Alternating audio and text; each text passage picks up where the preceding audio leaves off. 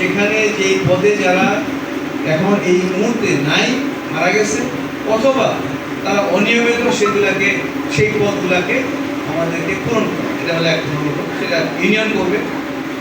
দ্বিতীয়ত হলো আগামী কাউন্সিল ডিসেম্বরে আসছে।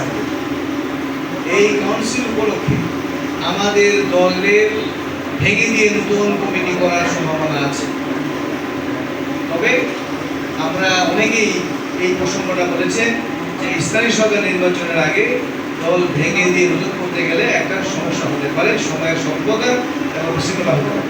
কাজে এটা এখনো সিদ্ধান্ত হয়নি, কিন্তু ভাঙবে না বলা কঠিন। আমাদের নেতা জনাব তারেক রহমান সাহেব অলরেডি এই দলের কমিটি নিয়ে কাজ করছেন।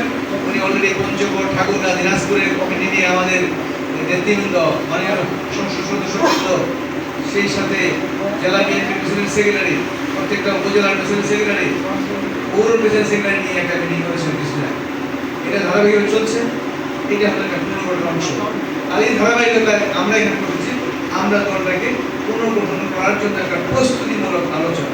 এখানে এই যে আমরা বলতে পারি যে নির্বাচনে যে ইলেকশন হবে সামনে, আমাদের চেয়ারম্যান কিন্তু কেউ মুখ খুলছেন না। সম্মানিত কোষাধ্যক্ষ, দলকে সুসংগঠিত করার জন্য আসলে কথা বললে কথা স্বাভাবিক মানুষের আন্দোলনের কাজ করে এই গণতন্ত্র আমরা অনেক কথা শুনি। সবাইকে আবার সালাম। ইউনিয়ন তথা ওয়ার্ডের আমি শুধু এইটুকুই বলবো, মূল্য